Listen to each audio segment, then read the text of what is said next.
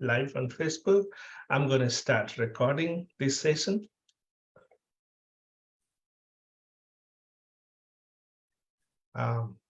आजको वेबिनारमा उपस्थित हुनुहुने सम्पूर्ण महानुभावहरू विज्ञजनहरूमा म विश्वलाई हार्दिक स्वागत तथा अभिवादन जनाउन चाहन्छु। यसैगरी फेसबुक मार्फत हामीसँग जोडिनु भएको सम्पूर्ण साथीहरूलाई म स्वागत जनाउन चाहन्छु।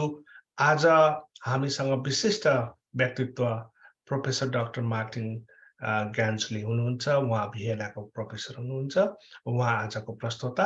म यो कार्यक्रमलाई अगाडि बढाउन अगाडि सानो एउटा मैले औपचारिकता निभाउनु पर्ने हुन्छ। म स्क्रिन शेयर गरेर हजुरहरूलाई एउटा डिस्क्लेमर सुनाउँछु अनि उहाँको संक्षिप्त परिचय प्रस्तुत गर्नेछु। त्यसपछि हामी कार्यक्रमको मूल अंशतिर जानेछौँ। र डिस्क्लेमर यस प्रकार छन्। Number 1, all the opinions and the facts presented by the presenter in today's webinar are solely of his and hers, theirs.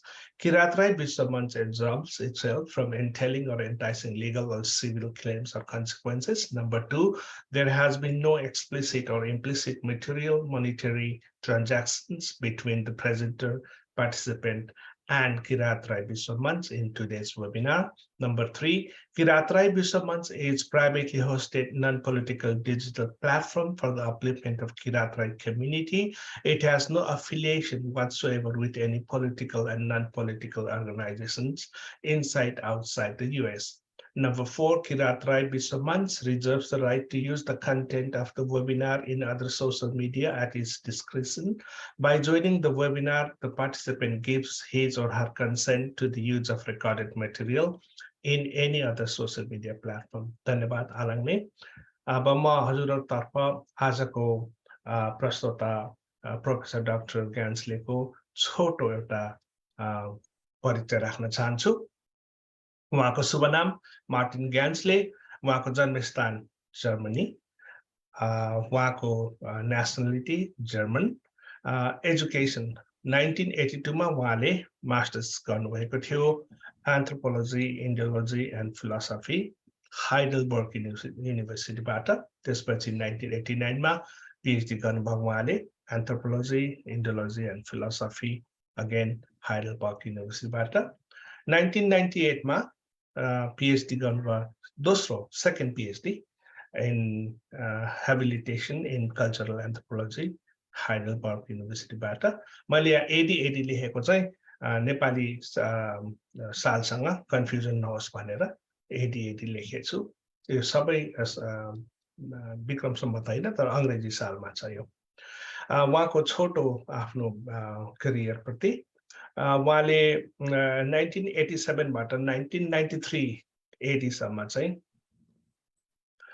Resident representative of South Asian इन्स्टिट्युटबाट उहाँले नेपालमा पनि काम गर्नुभयो। त्यसपछि एसिस्टेन्ट प्रोफेसर भएर हाइडल युनिभर्सिटीमा कार्यरत हुनुभयो। त्यसपछि यो डिएफजी भन्ने चाहिँ एउटा रिसर्च स्कलर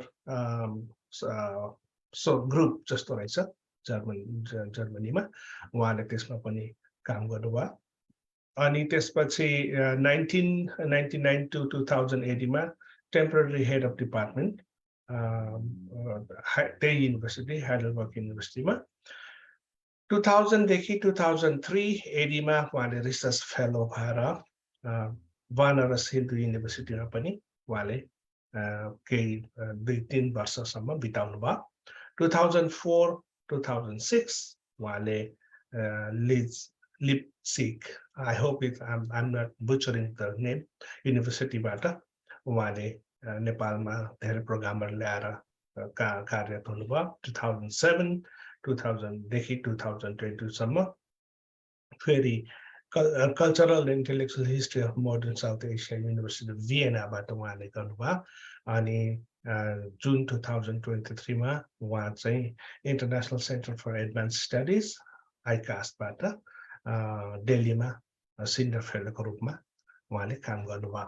त्यसपछि उहाँको अन्य व्यक्तित्वहरू उहाँको यस प्रकार छन्। अघि director of centre of interdisciplinary research and documentation of Inner and South Asian cultural history, the University of Vienna-बाट उहाँको प्रकाशनहरू यति थुप्रो छ, तर हामीले त्यसको एक दुईवटा अंशहरू मात्र लिएका छौँ। यहाँ मैले राईहरू किराँतहरू सम्बन्धित जति पनि उहाँको रिसर्च शोध कार्यहरू छ त्यसलाई हाइलाइट गरेको छु। विशेष गरी उहाँले मेवाहाङ राईहरू बारेमा शोध कार्य गर्नुभएको छ, रिसर्च गर्नुभएको छ। पूर्वी नेपालको महाभुवन राईको उसमा बारेमा पनि उहाँले पहिचानको बारेमा पनि प्रकाशन गर्नुभएको छ। यो चाहिँ उहाँको सारांश मात्रै हो। अब उहाँको बुक्स एन्ड पब्लिकेसनहरु त इट्स अ लङ लिस्ट है। यति भन्दै म अब यो संक्षिप्त कार्यक्रम दिने हाम्रो जुन चाहिँ छ त्यो चाहिँ यहाँनिर अन्त गर्दै हामी मेन तर्फतिर गइरहेका छौँ है। अब म चाहिँ मेरो यो स्क्रिन शेयरलाई यहाँनिर अन्त गर्दै ल कता हरायो फेरि मेरो, आइम सरी या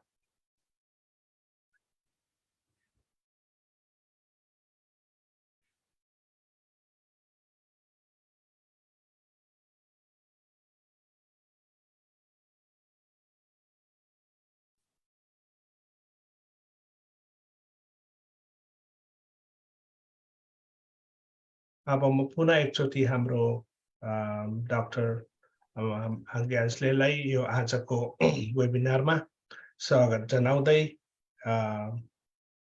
यो माइक हस्तान्तरण गर्न चाहन्छु। डाक्टर ग्यान्सले। ल धन्यवाद, नमस्ते सबैलाई। म धेरै खुसी छु यहाँ एकचोटि मेरो कामको बारेमा कुरा गर्ने मौका हुन्छ। तर एउटा कुरा गर्नुपर्छ, म त नेपाली कुरा त अलि बोल्छु, तर यो प्रेजेन्टेसनको लागि म इङ्ग्लिस भाषामा गर्छु। यो ठिक छ कि ठिक छैन होला?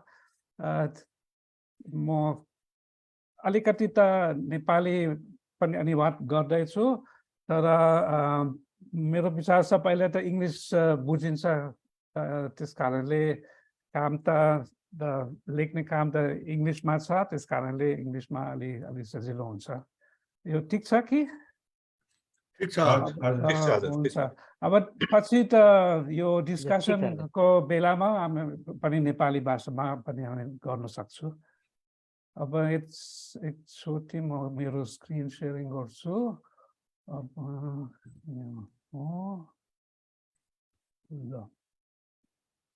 अब म धेरै वर्षदेखि विश्व राईजीले भन्नुभयो यो किराँतीको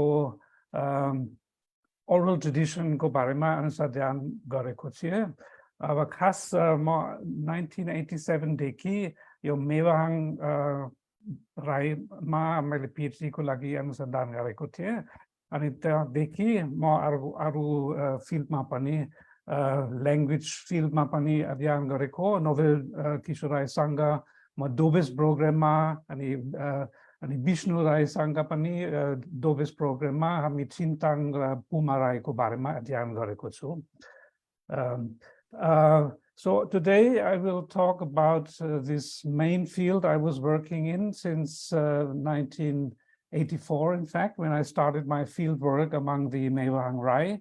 And my main interest has always been the oral tradition of the Rai or Kirat Rai, which is called the Mundum. As you all know, I don't have to explain in too much detail.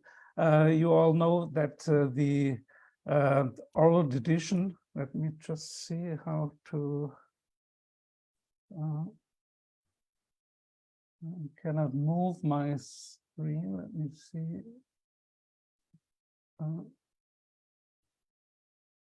Maybe now it works. Yes, now I come to my first slide, and just to remind you about the importance of the concept of the mundum among the Kirati. You can here see some versions of the term. You know that there are many different Rai communities, which you representing, as I see, some from Chamling Rai, I see some Bantava Rai I've been hearing. So you know that this term mundum, which is mainly used among the Limbu, is similarly used in variants among various Rai communities. Among the Mewang Rai, where I was first starting my work, it's called mudum, or actually also mukdum with a glottal stop. Then in the Chintang area, it was called mundum. Among the Puma also mundum or suntumri. Among Yakara, it's muntum. Among Yamfura, it's mindum, and so on. You see various variants. There are some bit different ones. Among the Kulung Rai, it's called ridum.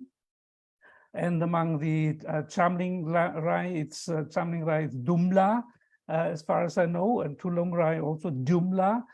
So if you compare all these terms, you can see that there's a certain common heritage which is recognizable. The phoneme dum apparently refers to this core tradition, and it's still not quite clear what actually dum might originally mean, but it all means something like the ancestral words. In fact, among the Puma Rai, we found the term dum referring to talk or words. So maybe this is something, maybe a hint about this common heritage. The only divine one is the Pelam among the Lorong Rai, but this is also interesting because Pe is something which you also find among the Gurung, and also in the Tibetan context, Pe means also something like the stories being told. So the mundum, I usually say it's the oral tradition. It's including the mythology, the stories of origin, but also not only the narrative tradition, but it also includes the ritual tradition. The mundum rituals also are included in this term, the oral tradition of performing in the ritual language. And that's something which is done by the different ritual experts. And here I have also listed a few terms which show the variety of terms, but still the similarity in the structure. In most of the Kirati communities, you have a kind of duality of priests, and for example, among the Mewang, what is called in the English literature, usually it's called the tribal priest, or the ancestral priest. It could also be called is the Ngopa, the one who usually celebrates ancestral rituals during the daytime. And then on the other hand, you have the shaman, that it's called Makpa, or also Jankri, the one who does the Chinta performances for healing mainly during the nighttime. Now, it's not the place here to go into too much detail. We have a similar structure among other communities, among the Sunvar. For example, it's the Naso versus the Pumbo, or among the Dumirai, Nagire versus the Selemi, or in the Puma case, where I've been working a bit more detailed. It's called, the Ngapong is the ancestral priest, and the Doba is the shaman, which the shaman also often is called just Jankri or Dhami, but there are also these indigenous terms, like Makpa in the Mewang case means the one who's dealing with the Mang, the spirits. A little more complicated, it's among the Chintang, and sometimes you have various additional terms also for funeral rites, but still I think a basic structure can be recognized.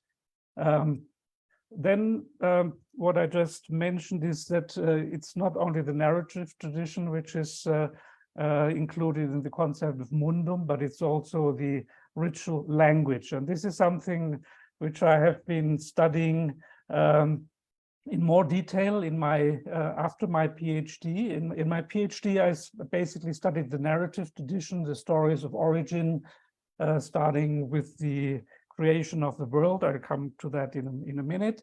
And the migration of the ancestors from the plains up to the villages. But then in my second research work, what has been called my second PhD, it's actually a next level in the European system. To become eligible for professorship, you have to do a second PhD. So there I focused on the ritual language, and I recorded many of the performances and tried to translate these ritual texts. And one thing which was very striking in these studies, and which has first been observed by the British anthropologist Nick Allen, is that you have a distinct ritual language in the Kirati communities, which is quite unusual. It's a certain distinct terminology which is used in the rituals, but sometimes also different grammatical structures are being used. And just, I mean, I don't have to go into these details because many of you know how the ritual language is used, even maybe you don't understand everything, and it was also difficult for me to understand. But one of the interesting things in the ritual language is that there is this binomials, which has been a term used by Nick Allen in his early study, and which has been taken up by other scholars, which basically means that the nouns in the ritual language consist of two nouns, two parts, and therefore it's called binomials. For example, among the Mewahang, you have the chula, or the fireplace, which is called Situlung Tungmalung in the ritual language. So it's a double term. It's also something you find in many other terms are found in the ordinary language as a single noun. For example, kum is the word for house, but in the ritual it's called katiru dungmaru. So you have a more complex term which is used in the ritual and which makes it clearly distinct when you speak in this language. Now, what I find interesting is that if you compare different terms, there you find a lot of similarity. For example, Situlung Tungmalung sounds very similar to Suktulung Mitsalung in the Chintang language, where this term is used for the hearthstones, or Bobilung Kaitalung. So in all these three terms, you have the final morpheme lung, which clearly refers to the stone. So even in the Mewang case, or also in other cases, you have a distinct term for the stone. For example, in Mewang, if you refer to a rock or stone, in the ordinary language, it's just lokokwa, but lung apparently refers to an older level, in the more archaic level in the language. And this is my assumption and theory, which I have been trying to develop further, that in the ritual language, certain levels of a earlier historical period are preserved. Now, this is something debatable, and maybe we can talk about this later. Now, these other examples you can study for yourself. Always in the last syllable, you have the common denominator, so to say, Bagimi Lamlumi or Mangbopmi Tangmami. So the mi at the end basically refers to person, man. Mi is an old Kirati root for meaning person. And you find it also in various variants of the language. Yes, so I just move on. I mean, there's much to say on the other examples, but I think I move on to now refer or to delve further into the issue of the mythology. Now, this is my next section I will talk about. As I said, the Mundum comprises mythology, the stories of origin, as well as the rituals. And the interesting thing is how these two levels are connected. It's not always straightforward, but my theory is, or my assumption is, my proposition is that these levels are strongly interconnected.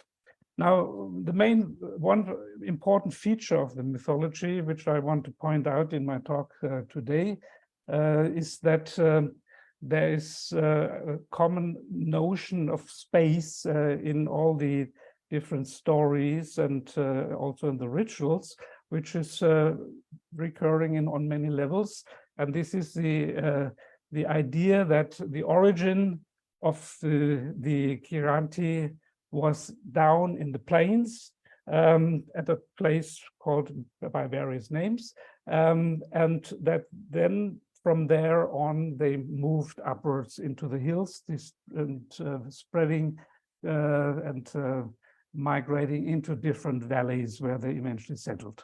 Now this is a notion which comes, which is expressed in a term which also appears in various similar forms, which here in the Mewang case is called Wasupka Wahepka, Wa meaning water, also a Kirati root for water, which we find in various languages, Kirati languages, Wa, and Wasupka, Ka meaning place, and Supma means to dry up, and Hepma means to disappear. So this is basically the place of origin, which appears in the mythology as well as in the ritual language. So Wasupka Wahepka is a term, apparently it's a binomial, which belongs to this ritual language.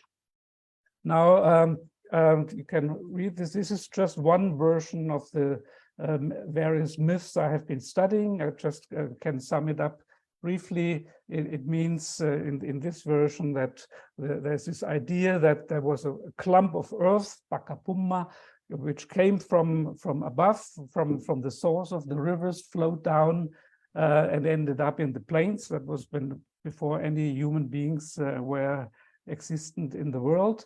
And then the first thing which came into being was Anapani, that means grains or rice. And then various other beings were created.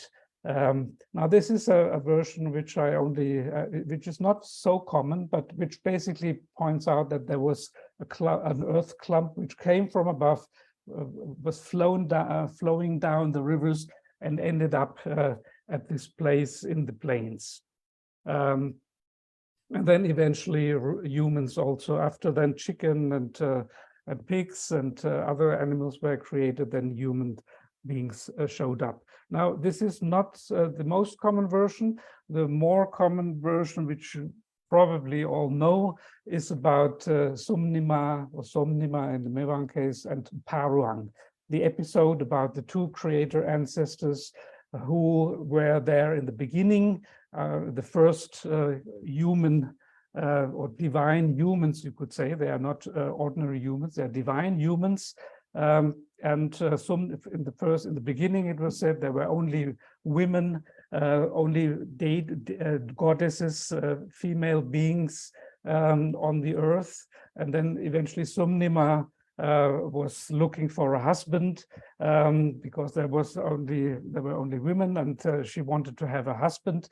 So she was looking for one, and eventually a bird took her up into the sky, and she found Paruang up in the sky.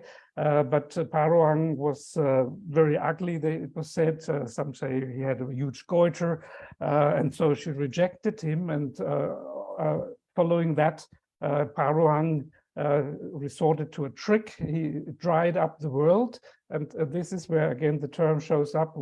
He made Wasupka Wahepka. He made the world dry up, and he left his only liquid, the best part of him, his semen, on a pirano leaf. And so eventually Sumnima was forced to drink this and became pregnant. And after this pregnancy, she gave birth to all the various natural beings. First, it was the first being was tiger, then bear, monkey, and then various plants, bars, various bamboo kinds, and various other forms of creatures. Now, this is a very important and very common story. But here I just want to point out that here again the dryness was at the beginning, and only from there everything sprang up, and everything originated from this dryness, and water came together with dryness, and so all the beings came into existence.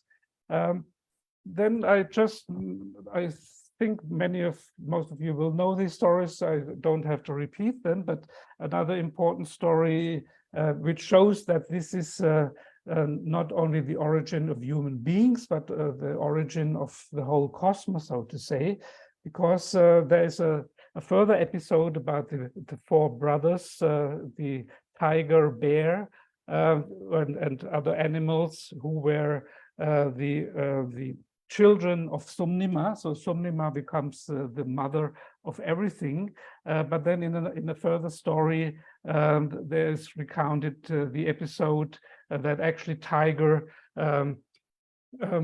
was bringing meat to his mother, and he was actually telling his mother to keep away because he was a wild animal, and so there should be kept some distance. But the mother, Sumnima, out of love, came so close to him that eventually Tiger ate up his mother, Sumnima, and so from there the first evil spirits originated.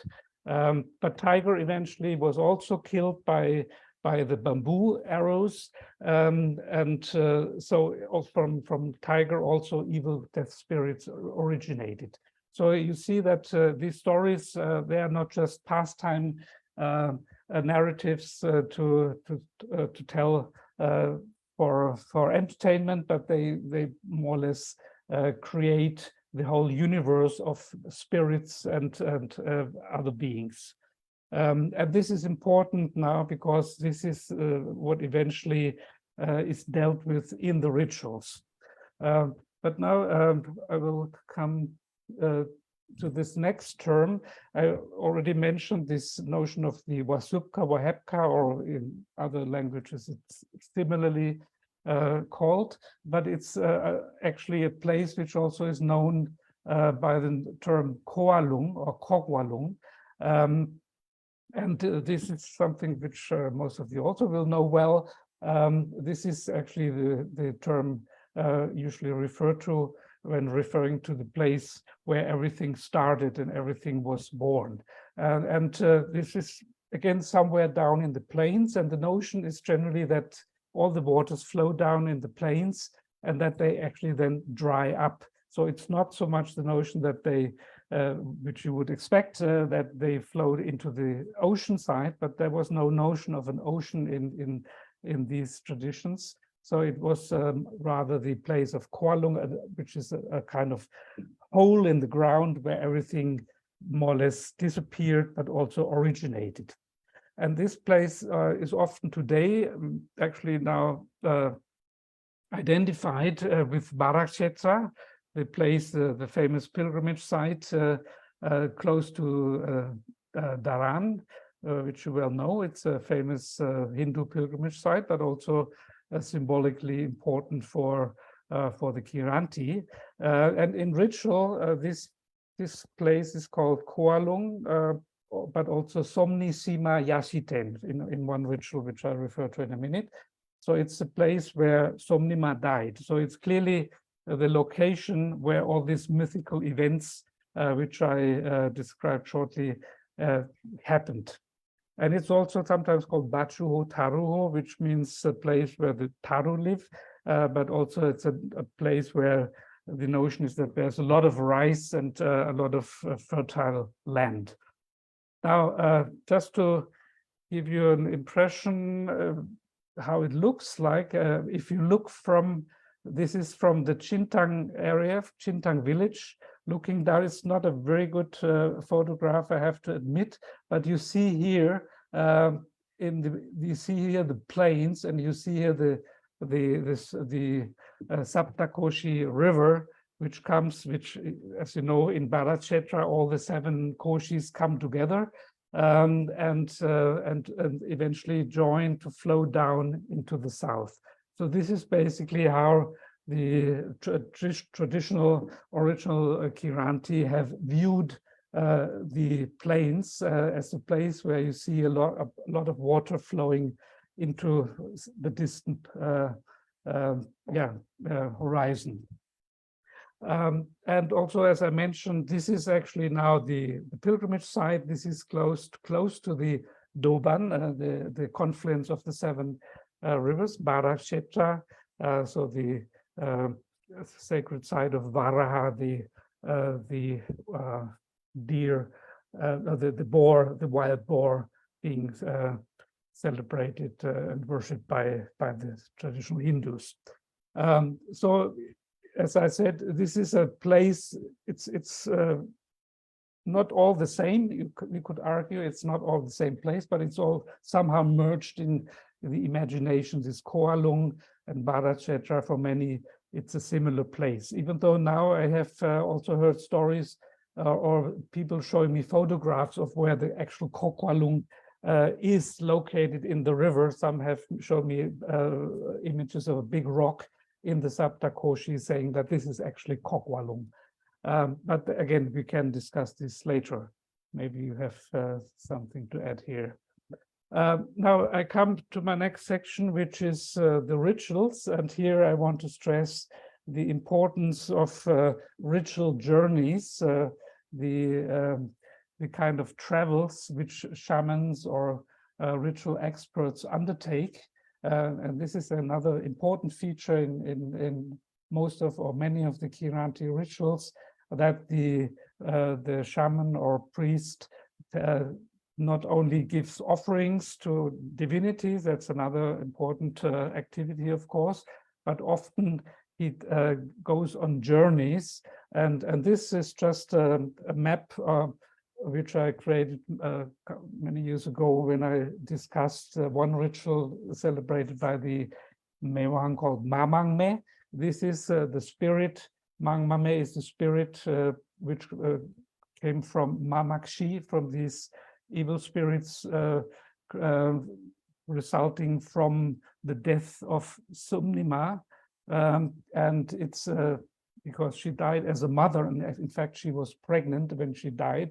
And so this spirit is said to harm and to trouble pregnant women. So this ritual I recorded in the Mewang village of Tampu,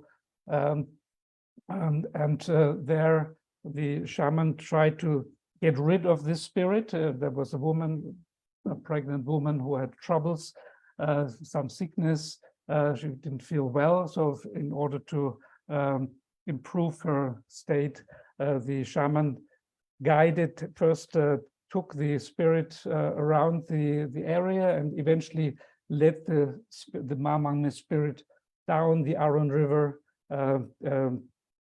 following here the various places, Tumlingtar, going by Tumlingtar, then the Sundkoshi and Tamakoshi, Saptakoshi, Doban further down, Chatra, and eventually delivering the spirit at Somni Sima Yashiten, which is basically the place of origin. So now this is just one of the rituals and one of the journeys, but the most important part of the mythology and concepts which are also recurring in ritual is the story which I haven't told yet, which is part of the subsequent episodes in the long, so to say, epic story body of stories of the Mundum, is the migration of the ancestors. And this is basically then after first man has been created, and the culture hero, I should also mention, is an important figure, Kakchelukpa or Kachilik. I think also most of you will well know these stories about the culture hero who fought against evil spirits and built the first house and started culture, started eventually finding a wife and settled down. And he eventually had offspring and and all this happened down in the plains near Kokwalung. And then eventually there were 4 brothers, and they all migrated, eventually decided to leave the plains and migrate up the hills. And then you have the story about crossing the river at Baracheta, and eventually these 3 brothers were left crossing the river, because the youngest brother, the youngest of the 4 brothers, was Mechekoche. He stayed down in the Terai, and the eldest brother, so at least the Mewang story goes, was Kambohang. He went up the Dutkoshi. The Mewang brother, the Saila brother, went up the Arun Koshi, and the Saila brother went up the Tamil Koshi. He was Limbuang. So this is the concept of the 4 brothers, which I find very important. And of course, there are different variants. If you talk to Chamling or to Puma, then the names are different. But basically, the structure that you have 4 brothers and they divided up into these different valleys recurs among most of the Rai communities. We further have additional stories about the Lasha Gotras and the Kashi Gotra, but this is a different story, which I don't have to go into at the moment.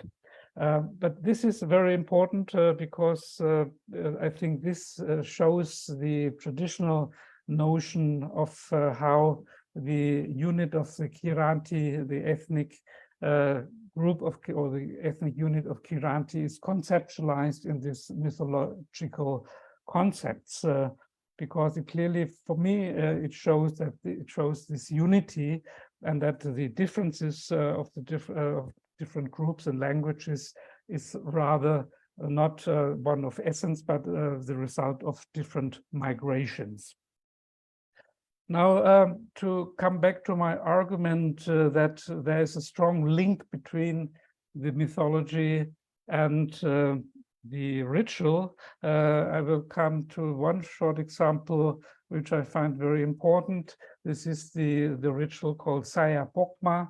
Also, again, I don't have to explain in detail. You know, Saya Pokma, or in Nepali, Siru Taune, is a very important ritual, which you find basically in all Kiranti groups, I would say, as far as I know. And again, of course, the details are different, but there's a lot of common ground here. And this is what I studied in my second book on the Mewang Mundum. I have recorded these rituals, and there's also a translation and presentation of the Saya Pokma rituals. And here I just want to refer to a few lines here. I just can read out the text. Mina Poka Hekumbo. This is what the Ngopa, not the shaman, the Ngopa, not the Makpa, is reciting here when he's offering a chicken, and in order to raise the head soul of a person.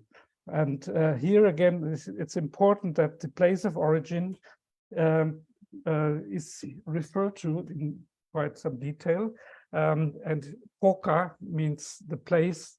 Pokma is the word for to raise, and Poka is the place where men. It also it means not only to raise, but also rise in the intransitive form. So Mina Poka is the place where man, Mina, has come into being. And this is called Hekomba. Pongwa Poka, the place of origin of the chicken, Pongwa, is called Ripchelen. Choba Poka is called Bakshelen, and Hati Poka Tunapang. So this is just now enumerated the different places where these beings have originated. And then the Pekoyang is the assistant of the priest, Tuptung Hupmi.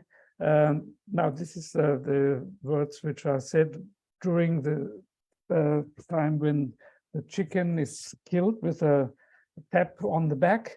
And now this is basically the oracle, because if there's blood flowing from the beak of the chicken, then it's a good sign. Then the soul, the head soul, has risen. But if not, then he says, "Saya pokna lashe." If the saya is not rising, then it should go back to Wasupka Wahepka, the place of origin. Now you see here Wasupka Wahepka has rather the connotation of the place where everything started, but also it has this negative connotation of that something is not going according to plans. So it has also this connotation, as we had earlier also seen, when the evil spirit, the Mamanga, was taken back to the place of origin. It also has this connotation of death. And this is something I'll come to in a second later, because death rituals also very much make reference to this place of origin. But let me take another example here now from the Puma, where I've worked with Bishnu Singh Rai in the Kotang district. Here again, this is a kind of song which is done in basically mainly in the harvest ritual context, which we have recorded in the language documentation project of Dopes, where also Novelji was involved crucially. It's working on the Chintang. And here we have this song where also you have reference to the going down to the place where waters originate, or where the waters dry up, where the waters disappear. It's called Kokwalung. Again, here you have the term Kokwalung, Manalung. Kokwalung, Manalung, it's a binomial. And I'm proceeding the Navari Suntumri Lam. That means the path of the ancestors. So again, you have the reference here that this is the path where the ancestors have come from and originated. And especially in detail references here, Arun Tup, Tumor Tup, Tutkoshi Tup, Sakawa Meriva Tup. So Tupma means to meet, and so this is the meeting ground, the Doban of all these places. Yes, well, now let me just sum up that these different ritual journeys are very important. Maybe it's not very good to read, but just to give you an idea, I try to map all the ritual journeys which are done among the Mewang. Here you have the village of Bala, where I did my main research, in the Sangkwa Khola. So this is, I should add, in the Sangkwa Saba district, where I did my major work in the beginning, close to Kantbari. So some of the journeys just go up the Sangkwa River.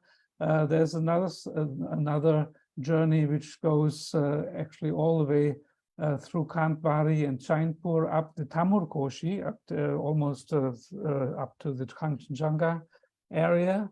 And then the Mamangme story journey I have already referred to goes down here to Varakshetra and further down south than Varakshetra.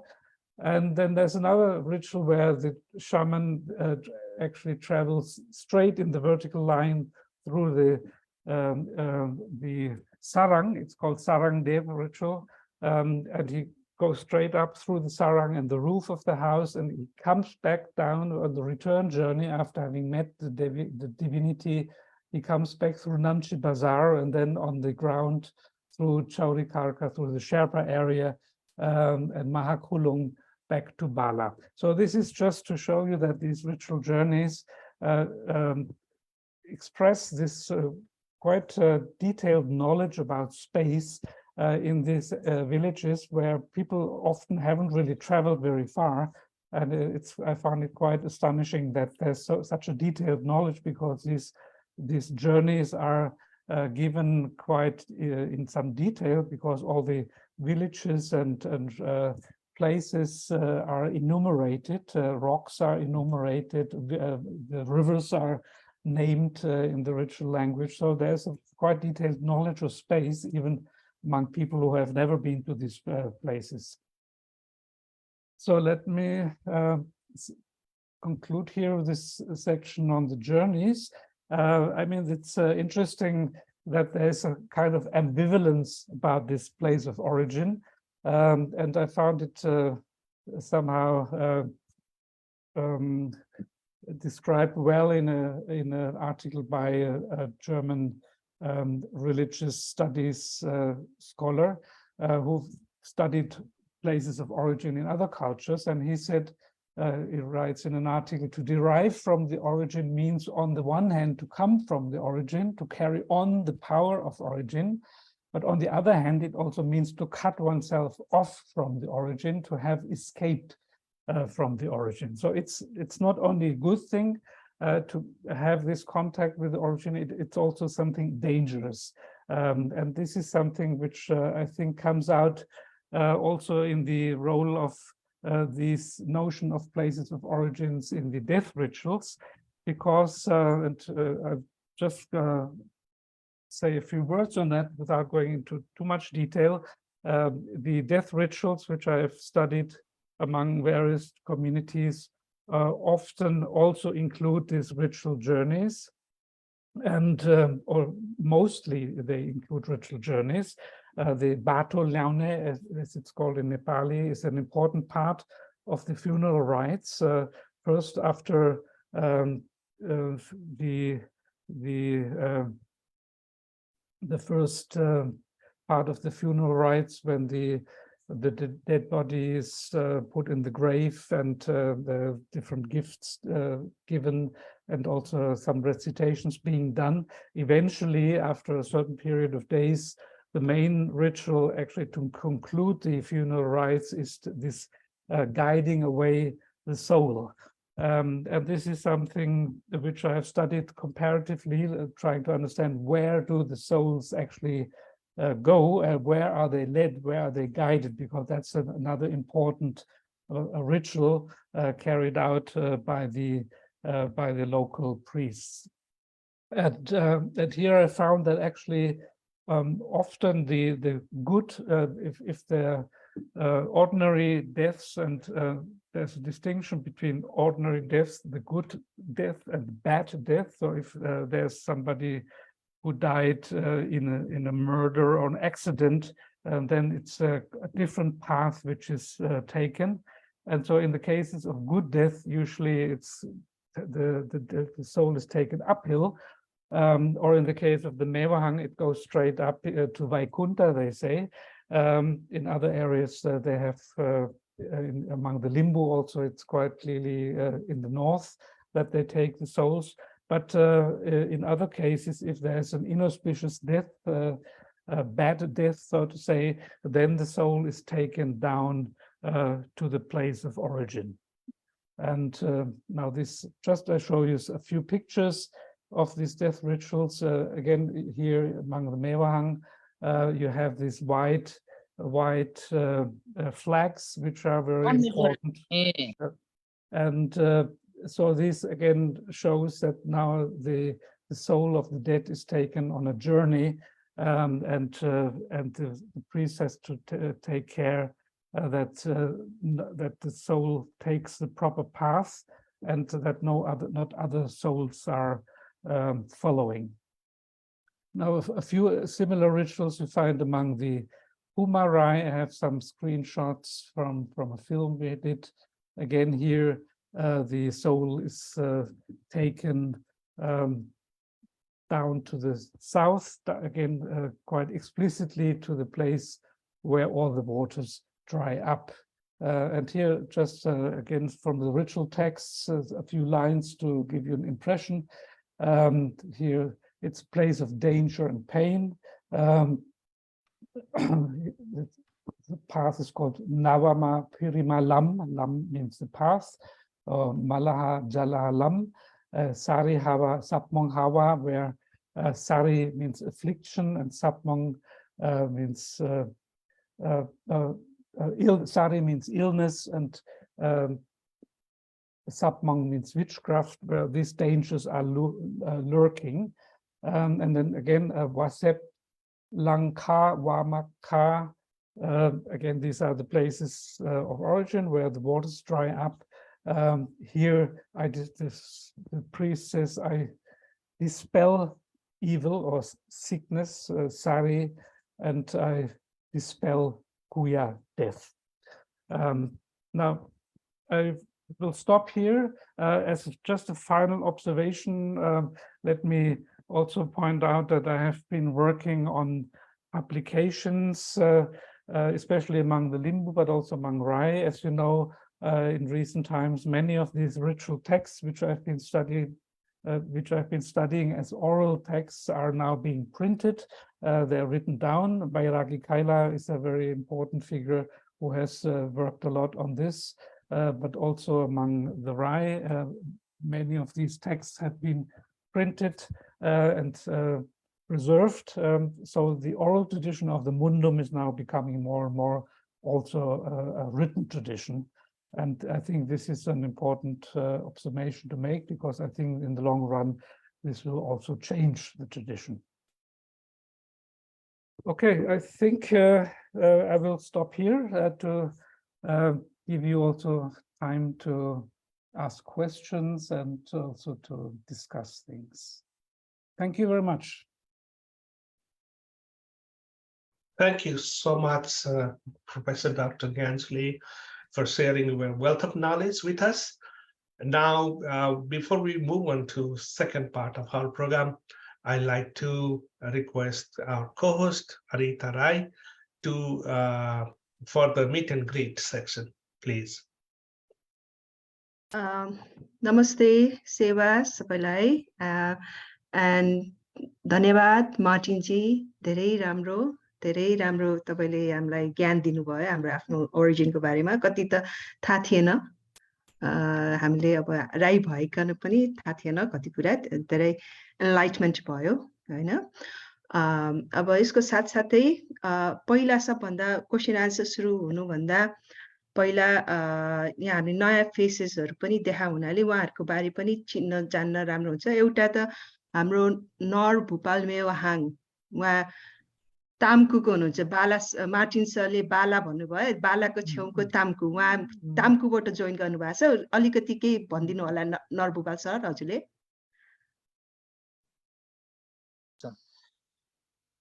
Hello, नमस्ते नमस्ते नरभूपालजी, लामो समय पछाडि सन्चै हुनुहुन्छ? सन्चै छु, सन्चै धेरै खुसी छु। लक्की, अनि अहिले कहाँ हुनुहुन्छ? म त अहिले भियनामा छु। धेरै वर्ष अगाडि हामी ललितपुरमा भेटेको थियौं। हो त हो खगेन्द्र सङ्गम, अनि म भूपालराज मेवाहाङ, अनि अरु 2-3 जना भएर एउटा कफी सपमा चाहिँ हामी तपाई हाम्रो कुराकानी भएको थियो। हो त खुसी लाग्यो। खुसी लाग्यो, धेरै सम्झना छ। तपाई अब कति राम्रो गीत हो, अब ताम्कुमा बस्दा हैन। यो सबै हामीलाई मेवाहाङ भनेर यो संसारमा चिनाउने तपाई मार्टिन हुनुहुन्छ। हामी धेरै कृतज्ञ छौं, हामी धेरै तपाई प्रति आभारी छौं मार्टिन ज्यू। धेरै खुसी छु। तपाई थाहा छ यो मेरो किताब त अहिले नेपाली भाषामा पनि अनुवाद गरिछ। हजुर, तपाईले देख्नुभयो त्यो? मैले सुनेको छु। मेवाङ याखोमा भने यो त्यसलाई मद्दत दिनुभयो, अनि त्यहाँ सबै किताब त नेपालीमा पाउँछ। मैले पढ्ने अवसर चाहिँ पाएको छैन, नेपालीमा ट्रान्सलेसन छ भन्ने चाहिँ सुनेको छु। मैले त्यो खोजेर पढ्ने सोचाइ त गरेको छु, तर मैले त्यो अहिले किताब मेरो हातमा आइपुगेको छैन, मैले खोज्न नै बाँकी छ। हुन्छ, म कामको आउँछु अब अलि पछि फेरि। अब अहिले रिटायर छु, आधा वर्षदेखि म अब रिटायर भएको। अनि तपाईं युनिभर्सिटीबाट पनि प्रोफेसरबाट रिटायर भइसक्नु भयो त? रिटायर भयो, अब आधा वर्ष भयो अहिले। अनि त्यसकारणले अलि टाइम छ। अनि तपाईं ताम्कुमा जानुपर्छ। म इन्टरप्ट गरेँ है हजुरहरूलाई नरभूपाल सर छोटो तपाईँको जानकारी यसो छोटो एकदम छोटो तपाईँको बारेमा अरूहरूलाई यहाँ उपस्थितहरूलाई तपाईँको बारे थाहा होस् तपाईँ के गर्दै हुनुहुन्छ 2 शब्दमा भनिदिनु होला न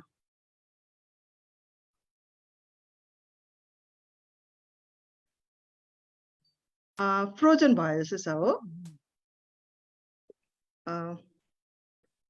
नरभूपाल सर गाउँमा हुनुहुन्छ उहाँ स्थानको त्यसैले अलि इन्टरनेट अलि राम्रो छैन उहाँ अहिले इन्टरनेट राम्रो भयो भने फेरि आउनुहुन्छ होला त्यसपछि मैले अहिले उहाँलाई थाती राखेर म अर्कोतिर जाँदैछु रोहिणी राई हजुर इन्ट्रोडक्सन दिनु होला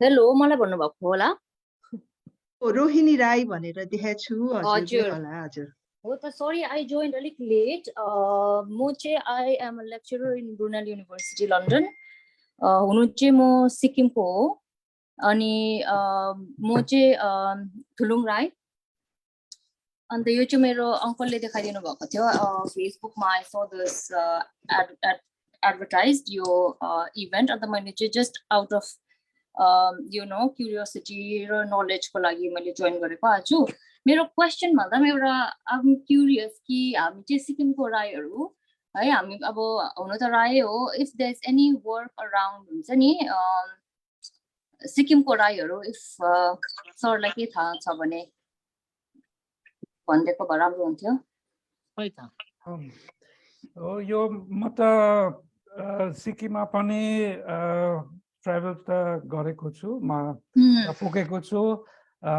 गान्तोकमा अनि त्यो साउथ वेस्ट सिक्किम पनि अलि घुमेको थिएँ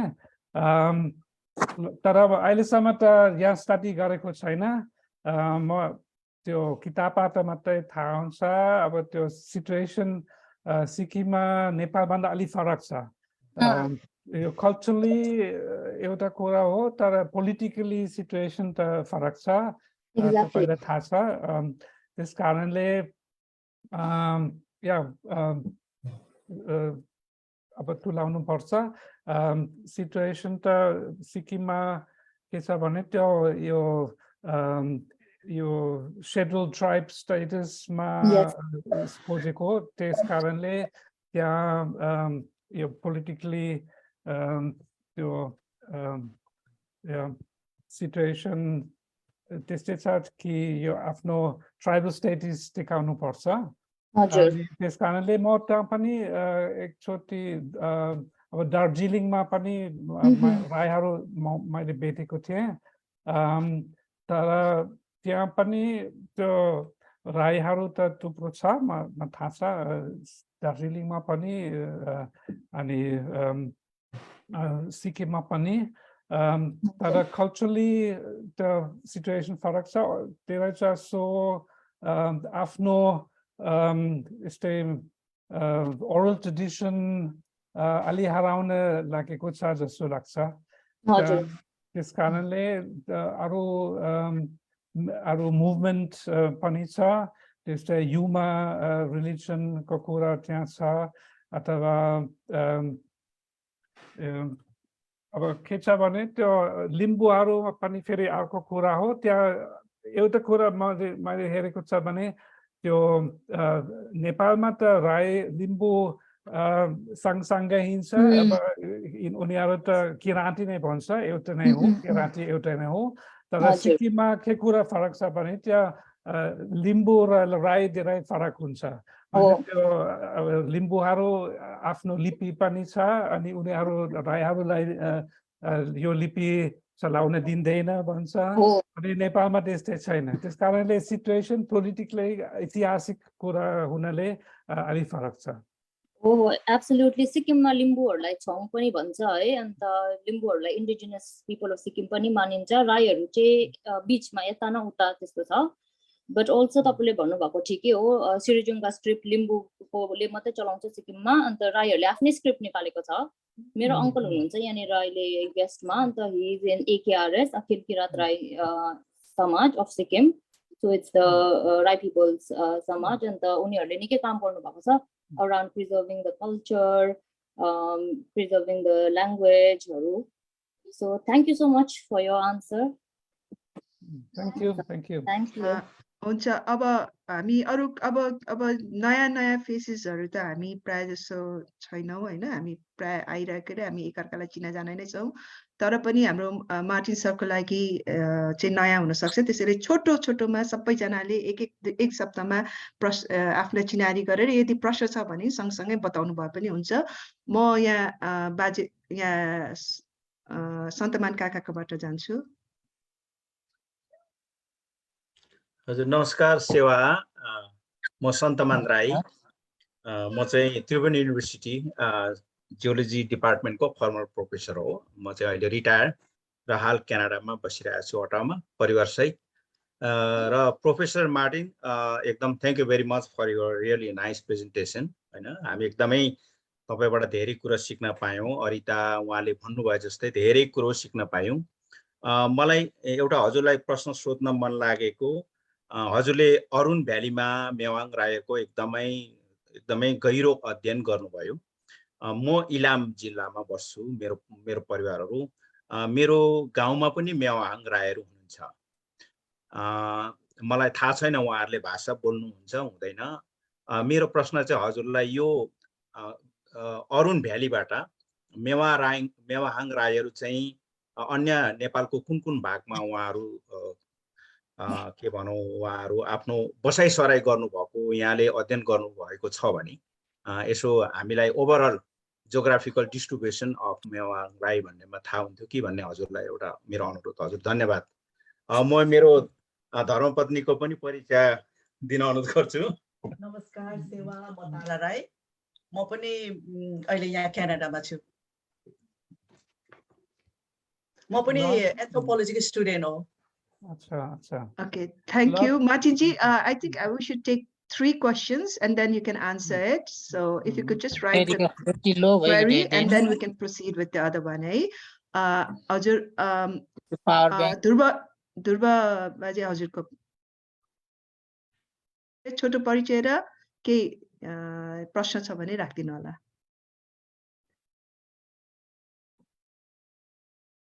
हजुर मिस्टर एमआरडीपी भने एमआरडीआईपी भने लेख्नु भएको छ हजुरको त्यहाँनिर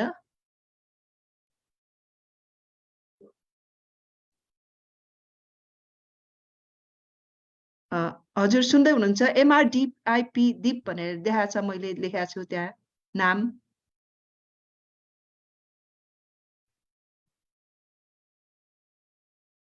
उहाँले सुन्नु भएन जस्तो छ वेस्ट नगरिकन अगाडि बढ्छु रामजी हजुरको केही परिचय सहित सानो क्वेशन छ भने भन्नु होला हजुर सबैजनामा सेवा मेरो नाम रामकुमार राई म अहिले न्युयोर्कबाट मेरो नेपालमा घर चाहिँ धनकुटा अनि अहिले साङ्गुरी गढी गाउँपालिका वार्ड नम्बर 9 मा हो म चाहिँ कुलुङ राई हो तर म बान्तावा भाषा बोल्छु म बान्तावा गाउँमा हुर्केको भएर आज हाम्रो मार्टिन सरको चाहिँ एकदम अनि राम्रो लाग्यो अनि हामी पनि अब यहाँ चाहिँ अब अमेरिकामा अब हामीले हाम्रो राईहरूको चाहिँ आफ्नो संस्कार संस्कृतिहरू अनि भाषा वेशभूषाहरू संस्कार संस्कृति सबै जोगाएर राख्नुपर्छ र यसलाई प्रवर्धन गर्नुपर्छ भन्ने हिसाबले हामीले पनि एउटा संस्था पहिल्यै अनि अब हाम्रो अगुवाहरूले बनाइराख्नु भएको अनि अहिले हामीले चाहिँ त्यो चलाइराखेका छौँ र त्यसको चाहिँ म निवर्तमान अध्यक्ष हो र त्यो हाम्रो संस्थाको नाम चाहिँ किराती सोसाइटी अफ अमेरिका र अब आज चाहिँ हाम्रो मार्टिन सरको अनि कुरा सुनेर एकदम धेरै राम्रो लाग्यो धेरै खुसी लाग्यो उहाँले धेरै मेहनत गरेर हाम्रो अब राईहरूको बारेमा जानकारीहरू लिनुभएको रहेछ अब एकदमै यसको निम्ति चाहिँ म हृदयदेखि नै उहाँलाई धन्यवाद भन्न चाहन्छु अहिलेलाई चाहिँ सेवा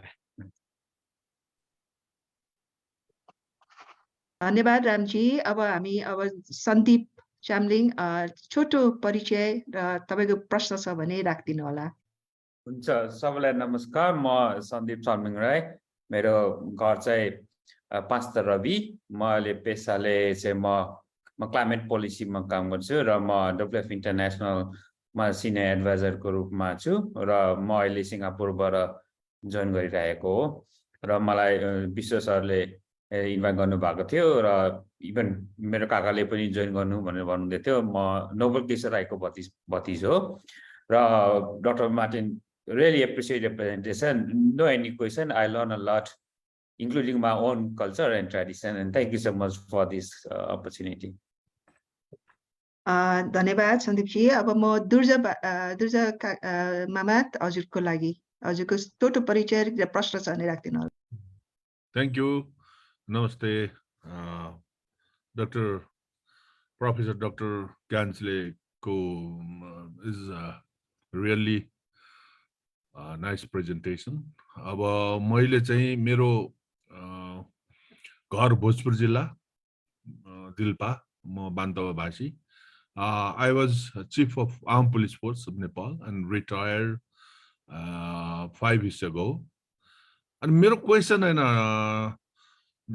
प्रोफेसर सरलाई मैले हेर्दाखेरि तपाईको इन योर प्रेजेन्टेसन यो आई थिंक किताबहरु तपाईले राम्रो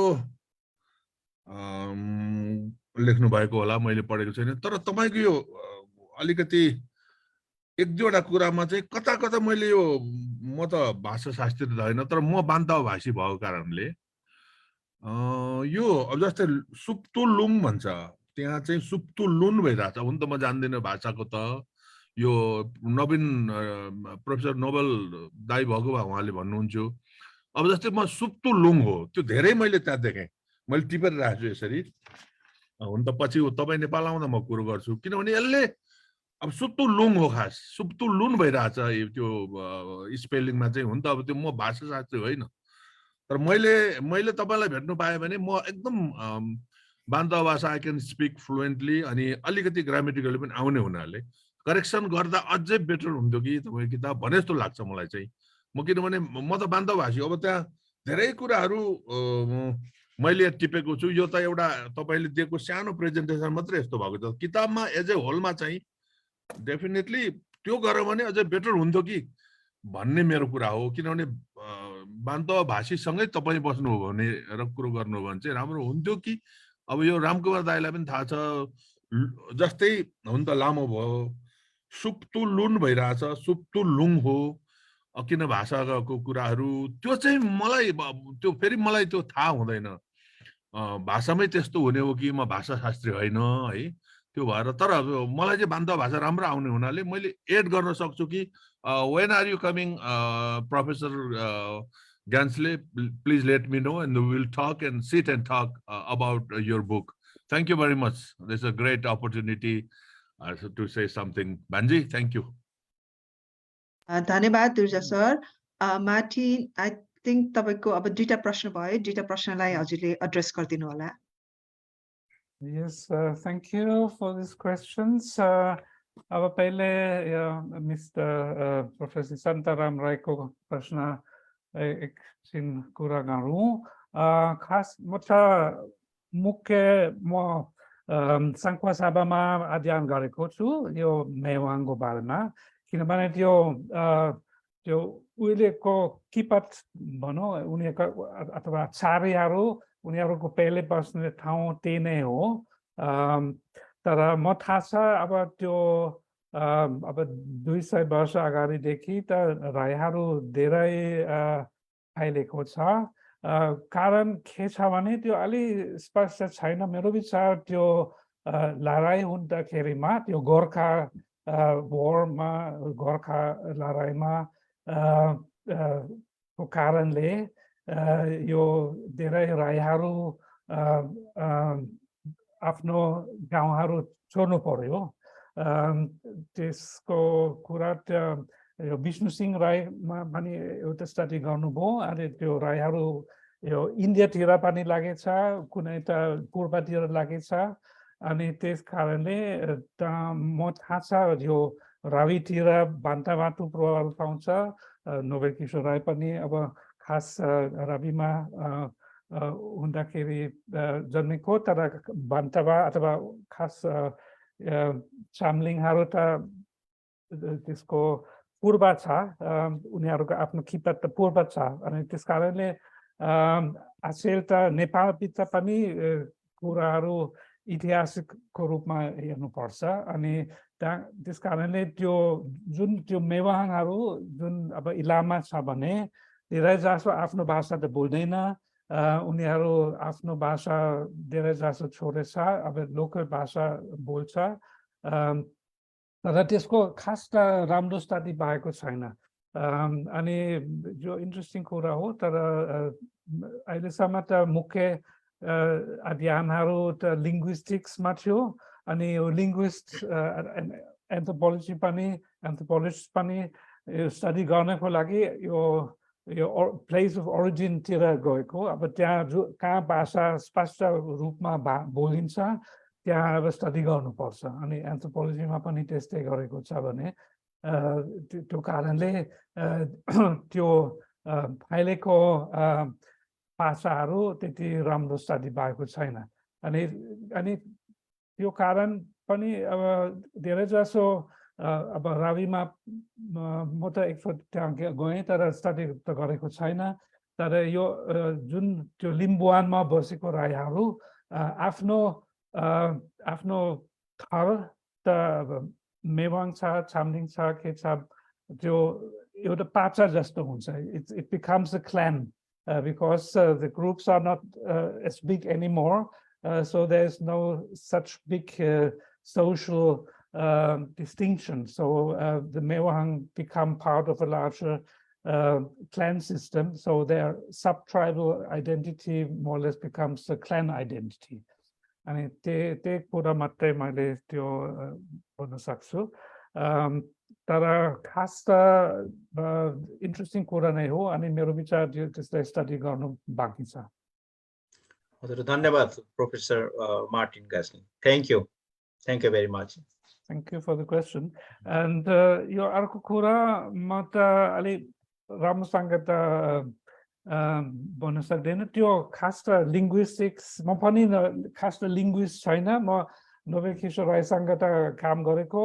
अनि लिङ्ग्विस्टहरूसँग मैले काम गरेको तर खास म एन्थ्रोपोलोजिस्ट हो म पनि आफ्नै स्टडी गर्दा म मेवाङ भाषाको स्टडी गरेको तर खास अरूले अहिले त लिङ्ग्विस्टहरू छ उनीहरू त्यसै राम्रो किसिमले स्टडी गर्छ म त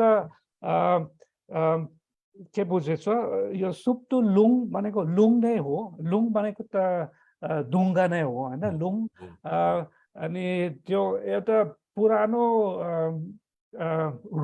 रुट नै हो यो टिबेटन भाषामा पनि लुङ पनि यो डुङ्गा नै हो नेवार भाषामा लुङ भन्छ स्वासा लुङ अब नेवारमा काठमाडौँमा तपाईँ सोद्धाखेरि त्यहाँ पनि लुङ भन्छ मेरो विचार त्यो धेरै पुरानो किराती रुट नै हो जस्तो वा नै हो अनि मिन भनेको मिन मान्छे नै हो त्यो यो लिङ्ग्विस्ट प्रोटो रुट नै भन्छ होइन त्यो प्रोटो वर्ब प्रोटो नाउन नै भन्छ अनि सुप्तुलुङ भनेको त्यही लुङ नै हो लुन होइन लुङ नै हुनुपर्छ मेरो विचार त्यही मात्रै अब खास त कहिलेकाहीँ यो बोल्दाखेरि यो अब रितको भाषामा कहिलेकाहीँ छिटो बोल्छ कहिलेकाहीँ त स्पष्ट पनि त्यस्तै नै छैन तर खास स्टडी गर्दाखेरि अनि यस्तै कम्पेरिटिभ रिसर्च गर्दाखेरिमा त्यो अब देखाउन सक्छ त्यो रितो ल्याङ्ग्वेजमा मुन्डुम भाषामा एउटा आर्काइक भाषा नै हो पुरानो खालको हो कहिलेकाहीँ त यो तपाईँ थाहा छ अब यो बिहाबारी त चल्छ अब कुलुङ राई मेवाङ राई बान्तावा राई सँगसँगै त बिहा गर्छ अनि आफ्नो बिहा भएपछि त्यो आफ्नो आइमा मान्छे पनि आफ्नो क्लेन पुज्नुपर्छ अनि त्यस कारणले आफ्नो पुजारी पनि बोलाउनु पर्छ त्यसको लागि अनि त्यही कारणले त्यो रिचुअल ल्याङ्ग्वेजमा पनि धेरै कम्युनिकेसन नै हुन्छ अनि त्यस कारणले मेरो विचार यो कम्पेरिटिभ स्टडी राम्रो हुन्छ त्यसको लागि Thank you, Martinji. Proceed without any delay. I want to proceed. Mangalji iPad ma हजुरको सानो चिनारी introduction अनि केही प्रश्न छ भने राख्दिनु होला मङ्गलजी हजुर नमस्कार, म एमएस राई दार्जिलिङबाट किराती खम्बुराई सांस्कृतिक संस्थानको सदस्य हुँ र यहाँ मार्टिन सरलाई आज उहाँले राख्नुभएको विषयमा धेरै धेरै धन्यवाद छ। तर उहाँलाई मेरो एउटा सानो प्रश्नै भनौँ, हामी राईहरूले यहाँ के भन्छौँ भने हामी त थर पाछा समेत भनेर भन्छौँ, हामी गोत्र चाहिँ हाम्रो हुँदैन भन्छौँ। तर उहाँले उहाँको फिगर 17 मा काशी गोत्र लासा गोत्र भनेर देखाउनु भएको छ। यसमा अलिकति क्ल्यारिफिकेसन दिनुहुन्छ कि लासा गोत्र कहाँबाट के हाम्रो राईहरूको हुन्छ भन्ने कुरामा। थ्याङ्क यू मङ्गलजी, तपाईँको प्रश्न अहिले पछि उहाँले आन्सर गर्नुहुन्छ। अनि अब म नेत्र सर कहाँ जान्छु। नेत्र सर, हजुरले छोटो परिचय अनि हजुरको केही जिज्ञासा छ भने हजुर राखिदिनु होला।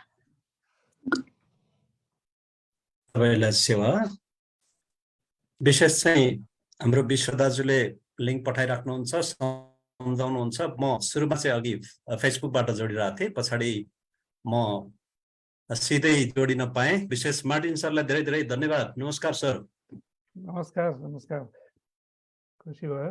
मैले तपाईँको किताब अस्ति जो इङ्ग्लिस भर्सनको दिइराख्नु भएको थियो तपाईँ हाम्रो भेटमा, टु बी अनेस्ट त्यसलाई मैले अधपान्त त हेर्न भएको छैन, तर पनि साथमा दिनुभएको आर्टिकल सहित जो छ त्यसको एउटा प्रेजेन्टेसनले चाहिँ मलाई त्यो राम्ररी हेर्नु पर्ने रहेछ भन्ने अहिले चाहिँ अलिक मलाई झस्कायो यो प्रेजेन्टेसनले चाहिँ।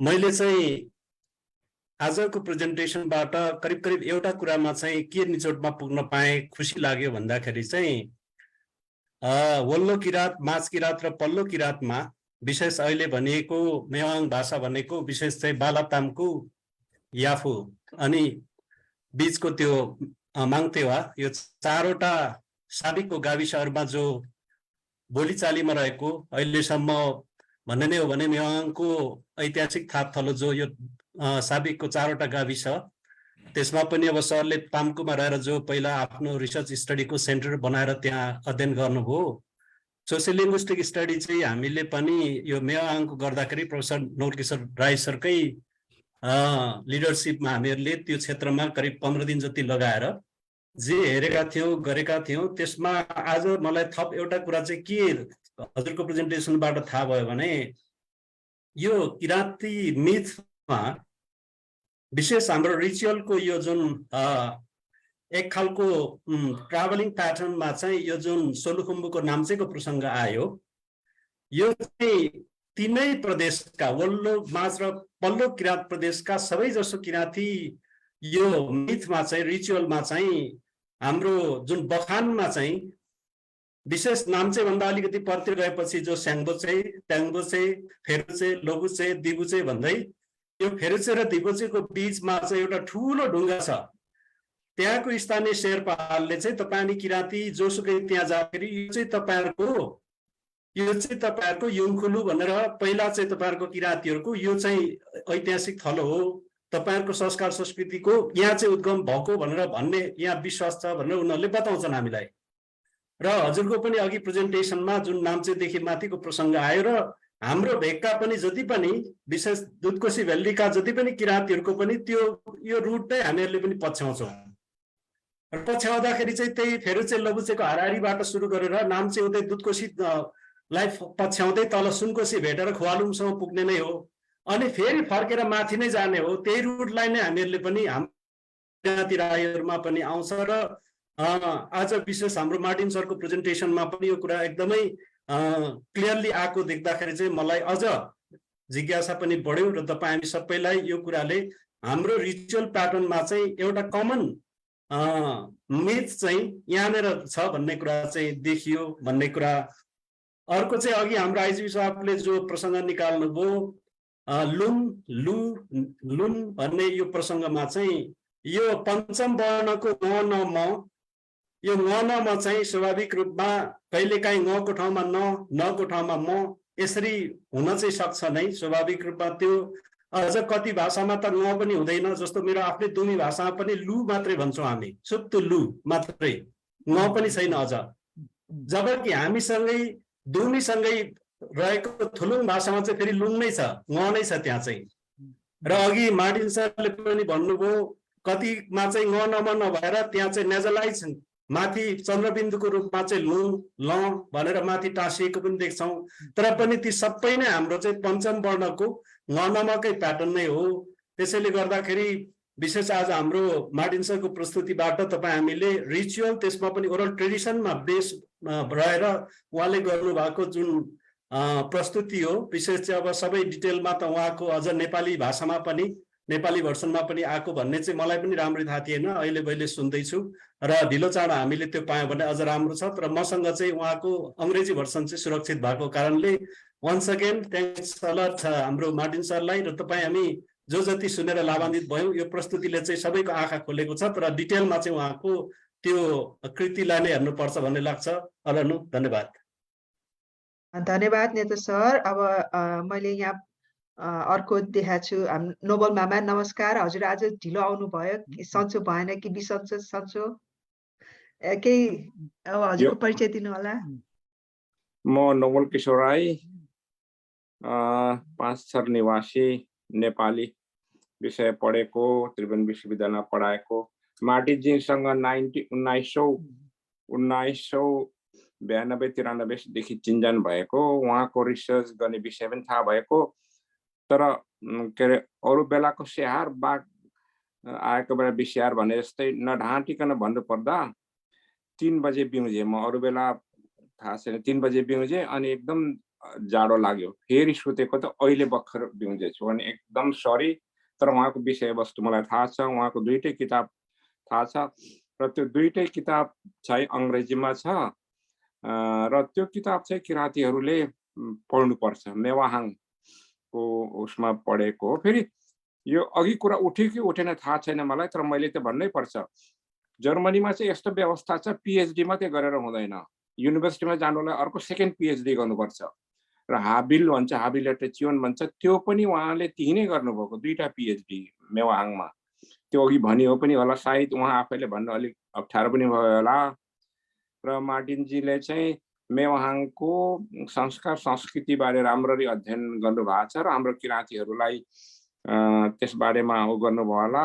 मैले नै उहाँलाई प्रस्तुति दिनुहोस् भने मै नै ढिलो भएँ, एकदमै म सबैको अगाडि कान पक्रेर उठबस गर्छु। म यो उमेरको कारणले अथवा कुन कारणले गर्दा म ढिलो भएँ।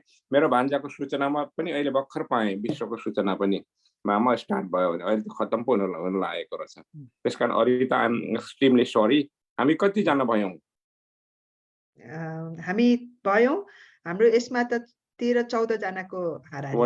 वन्डरफुल। 14 जना। अनि ठिकै छ। हाम्रो विशेष गरेर मेवाहाङ हाम्रो नरभूपा सर तामकुबाट पनि जोइन गर्नुभएको थियो। मैले उहाँलाई पनि पठाएको थिएँ, उहाँ मेवाहाङ भनेर। तर मलाई थाहा थिएन मार्टिन सरले चिन्नुहुन्छ भन्ने कुरा थाहा थिएन मलाई। मार्टिन त त्यहाँ बसेर काम गरेको हुनाले त्यहाँको नागरिकता दिए पनि हुने, तर हाम्रो सरकार त्यति सजिलो छैन। अब बिहा त पहिला गरिसकेको हुनाले अब मेवाहाङमा बिहा गरेन, गर्नु पनि भएन, तर त्यहाँको नागरिकता दिए पनि हुने हो।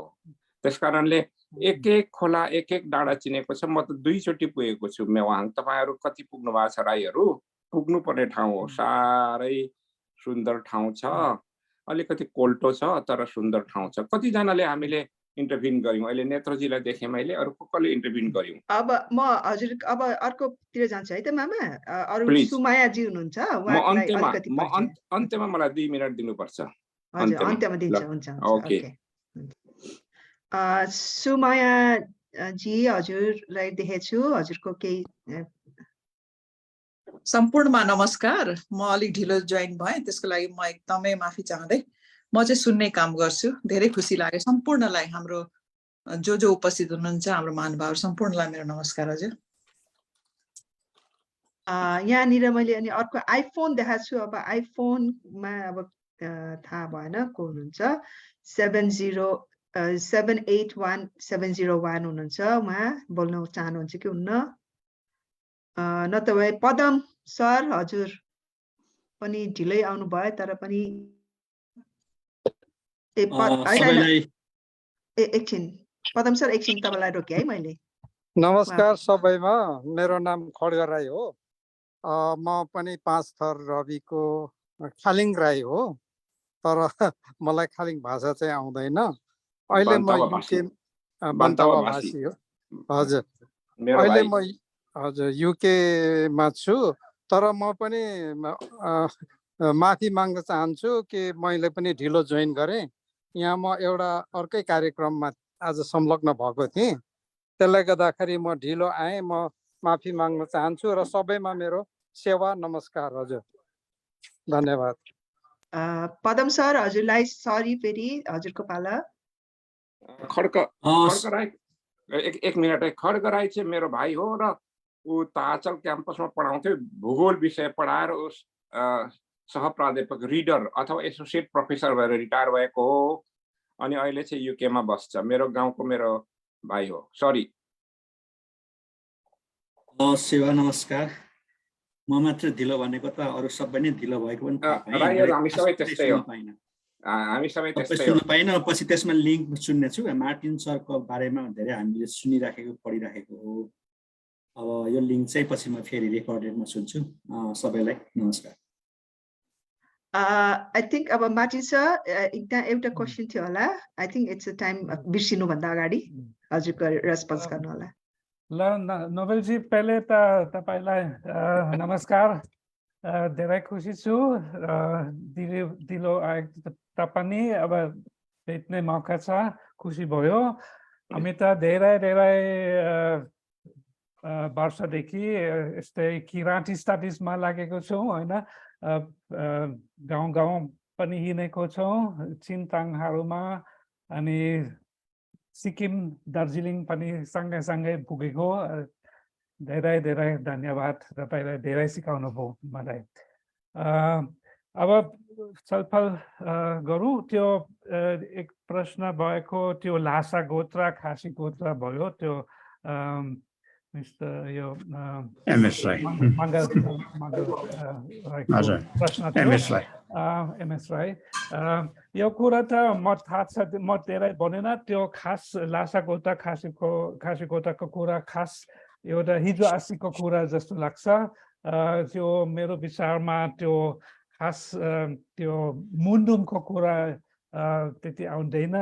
त्यो के छ भने त्यो म त्यति बेला 1980sमा मेवाङमा फिल्ड वर्क गर्दाखेरिमा म धेरै अलमल भयो, किनभने म त अलि उत्तरतिर लागेको थिएँ। म यामफूतिर लागेको थिएँ। म ताम्कुमा पनि बसेको, बालामा पनि बसेको। अनि त्यो क्लान सिस्टम बुझ्नको लागि मैले सबै गाउँ हिँडेको अनि सोधेको, यो तपाईँको भाषा के हो, तपाईँको सामे के हो, थर के हो। अनि त्यति बेलामा यो कुनै त भन्छ त्यो हामी त खासी गोत्र हो, उनी अलि उतातिर उनीहरू लासा गोत्र हो। अनि फेरि म त उतातिर लागेपछि त्यहाँ सोध्दा अनि फेरि भन्छ हामी त खासी गोत्र, अलि उतातिर उनीहरू लासा गोत्र हो। अनि खास त म त धेरै अलमल भयो। अनि पछि त मेरो विचार के छ भने त्यो ऐतिहासिक कुरा के छ भने पहिले त त्यहाँ यो साङ्खुवा सापा एरियामा त्यो उत्तरतिर त्यो वालोङचुङ गोलाको गोबा अनि त्यहाँ तिर उठाउनु थियो। अनि त्यस कारणले अलि उत्तरतिर लाग्ने पाचाहरू उनीहरू त्यस कारणले लासा गोत्र भन्थ्यो। अनि अलि दक्षिणतिर लागेको पाचाहरू खासी गोत्र भन्थ्यो। तर खास त त्यसको मतलब केही छैन, त्यो सोसल सिस्टमको लागि केही मतलब छैन। अनि त्यस कारणले अब मेरो विचार त्यो ऐतिहासिक कन्टेक्स्टमा त बुझ्नुपर्छ, तर खास त सोसल सिस्टमको लागि अर्थ छैन। मार्टिन सर, धन्यवाद छ तपाईँलाई। Thank you very much. खास यो लिम्बूहरूमा पनि त्यो पाउँछ होइन। त्यो लिम्बूहरू यो पनि त्यो छुटाउँछ लासा गोत्र खासी गोत्र। अनि त्यहाँ पनि अर्को हिस्टोरिकल कन्टेक्स्ट नै छ। त्यहाँ पनि त्यो अलि उत्तरतिर लाग्ने अथवा पूर्वतिर लाग्ने त्यो सिक्किममा बस्ने लिम्बूहरू उनीहरूलाई लासा गोत्र भन्थ्यो मेरो विचार। अनि त्यो जुन नेपालमा बस्नेहरू अलि दक्षिणतिर लाग्नेहरू अनि खासै भन्छु तर आफ्नै सेल्फ डिस्क्रिप्सनको कुरा छैन त्यो अरूलाई त्यस्तै भन्छु अनि त्यस कारणले ऐतिहासिकको कुरा मात्रै हो okay thank you very much Martin sir thank you yo बारे मेरो मुख अलिक चिलायो समय पाउँछु म गोत्र बारे हुन्छ हुन्छ भन्नु होला हजुर जानकारी यो गोत्र चाहिँ वर्ण सम्प्रदाय भित्रको कुरा हो वर्ण सम्प्रदाय भनेको हिन्दू सिस्टमको हो ब्राह्मण क्षत्रिय वैश्य चारवटा ब्राह्मण क्षत्रिय वैश्य शूद्र चारवटा वर्णभित्र आउने गोत्र हो गोत्र भनेको चाहिँ आफू कुन एन्सिस्टरबाट आएको भारद्वाज गोत्र अब आत्रेय गोत्र विश्वामित्र गोत्र त्यसरी आउने हो हामी किराँतीहरू अथवा यो चार वर्णको सम्प्रदायभित्र नआउनेहरूमा चाहिँ गोत्रको कुरा आउँदैन हाम्रोमा चाहिँ के छ त भन्दाखेरि सामै कसैले सामै पनि भन्छ हाम्रो चाहिँ त्यो हो किनभने सामै भन्ने चाहिँ मर्दा पर्दा रिचुअलमा हामीले चाहिने हो त्यसकारण तिमी के हो भन्दाखेरि म नेपाली के नेपाली राईमा के थर चामलिङमा के पाछा यो पाछा यतिसम्म भन्नु सक्छ सामेत चाहिँ धेरैले भन्नु सक्दैन सामेत चाहिँ किन भन्दैन भन्दा रिचुअलमा मात्रै आउँछ त्यस कारणले सामेत चाहिँ रिचुअलमा मर्दा पर्दा आउने हुनाले धेरैले थाहा हुँदैन आमा बाउले भन्नुपर्छ र त्यो सामेत चाहिँ यतापट्टि हिन्दू वर्ण सम्प्रदायको काशी जस्तो गोत्र जस्तै हो गोत्र हाम्रो हुँदैन हामी गोत्रभित्रको होइनौँ हामी त्यस कारण हामीले क्लियरली हुनुपर्छ मेरो सामे के हो तिम्रो सामे के हो त सामेत के हो वर्ण भनेको चाहिँ हिन्दू सम्प्रदायको चार वर्णभित्रको हो त्यस कारणले काशी गोत्र लासा गोत्र भनेको पण्डितहरूले पुरोहितहरूले पूजा गर्दा तिमी के गोत्र भन्दा गोत्र छैन गोत्र पनि हुन्छ ल त काशी गोत्र त लासा गोत्र भनेर फोकटमा थामिदिएको हो कसैले आफूलाई काशी गोत्र लासा गोत्र भन्छ भने त्यो चाहिँ गलत हो त्यो चाहिँ काम चलाउको लागि दिएको हो मार्टिनजीले ठिक भन्नुभयो आफ्नो ओरिजिनलमा त्यो गोत्र छैन गोत्र चाहिँ हिन्दू व्यवस्था अनुसार हिन्दू वर्ण सम्प्रदाय अनुसार हुने हो त्यो चाहिँ हिमालतिर हुने मान्छेहरूको जात भन्दाखेरि उनीहरूको जात हुँदैन जस्तो राई लिम्बू गुरुङ मगर भने जस्तै उनीहरूको दुईटा नाम मात्रै हुन्छ जाङमु योल्मु अथवा यस्तो अथवा तेन्जिङ नोर्गे भने जस्तै अनि जबरजस्ती नेपाल सरकारको अफिसमा आउनेले जात नभएको मान्छे पनि हुन्छ भनेर भन्दाखेरि धेरै मनाङ्गेहरूले आजभन्दा 20-25 वर्ष अगाडि गुरुङ लेख्न थाले मनाङ्गेहरू गुरुङ होइन मनाङ्गेहरू मनाङबा नै हो तर जात चाहिँ सोधेको हुनाले उनीहरू इम्ब्यारेस भएर गिल्ला गर्ने भएर जात बनेको त्यसकारण जात पनि सबैको छैन साउथ एसियामा मात्रै जातको कुरा आउँछ साउथ एसियादेखि बाहेक जातको कुरै आउँदैन वर्ण पनि हिन्दू सम्प्रदायको कुरा मात्रै हो हामी किराँतीहरूमा अथवा ननहरूमा चाहिँ कसैले गोत्रको कुरा गर्छ भने त्यो चाहिँ भुलभुलैया हो पण्डितहरूले त्यो एउटा अब के भन्ने अब काम चलाउनुको लागि भन्ने कि मागी खानुको लागि भन्ने कि ढाँटी खानुको लागि भन्ने कि त्यो काशी गोत्र लासा गोत्र भनेको हो हामी चाहिँ गोत्रभित्र होइनौँ त्यति मात्रै हो गोत्र हाम्रो होइन थ्याङ्क यू यो समेत एउटा विशेष किराँती किसिमको कुरा हो किनभने यो लोग्ने मान्छे अनि यो भाइ अनि आफ्नो चेलीहरू सँगसँगै एउटा ग्रुपसँग मान्छ होइन त्यो विशेष किसिम हो यो हिन्दूमा त धेरै फरक छ अब यो हिन्दूमा त अब चेलीहरू अर्कोमा जान्छ भने अर्को टारमा लागिन्छ तर किराँतीहरूमा त्यस्तै छैन यो दाजु भाइ अनि आफ्नो दिदी बहिनी सँगसँगै एउटा सामूहिक ग्रुपमा रहन्छ जहिले पनि होइन यहाँ भएपछि पनि एउटा समय नै हो एक्ज्याक्टली उदाहरणको लागि धेरै फरक छ उदाहरणको लागि म वाट्सएपमा हुँ मेरो चेली वाट्सएपमा हो मेरो चेली चाहिँ चामलिङमा भए पनि कुलुङसँग बिहा भए पनि ऊ वाट्सएपमा नै हुन्छ अनि कुलुङसँग बिहा भएर छोडपत्र भए पनि वाट्सएपमा नै हुन्छ कुलुङसँग बिहा छोडेर के अरे नाछिरिङसँग बिहा भए पनि वाट्सएपमा नै हुन्छ जन्मिँदाखेरि उसको जे सामेत छ त्यही नै रहन्छ त्यस कारणले यो हिन्दू सम्प्रदाय भन्दा फरक छ यो हाम्रो सामेत चाहिँ हामीले हाम्रो केटाकेटीलाई भन्नुपर्छ चामलिङको सामेत के हो खालिङको सामेत के हो के अरे कुलुङको सामेत के हो सामेत चाहिँ हामीले थाहा हुनुपर्छ त्यो गोत्र भन्ने चाहिँ ढाँटी खाने मेला मात्रै हो गलत विचार हो यो गलत हो यो चाहिँ हिजस्टीको कुरा मात्रै हो मार्टिनजीले भर्खर भन्नुभयो यो हिन्दू विधिको पूजा गर्दाखेरि सोधिने कुरा मात्रै हो। हुन्छ, म एकजना लास्ट मैले यहाँ देखाएको छु, यहाँ आइफोन भनेर हजुर को हुनुहुन्छ, हजुर हुनुहुन्छ भने सानो परिचय गर्नु होला, यदि प्रश्न छ भने राखिदिनु होला, अनि हामी अन्तिममा आइरहेछौँ।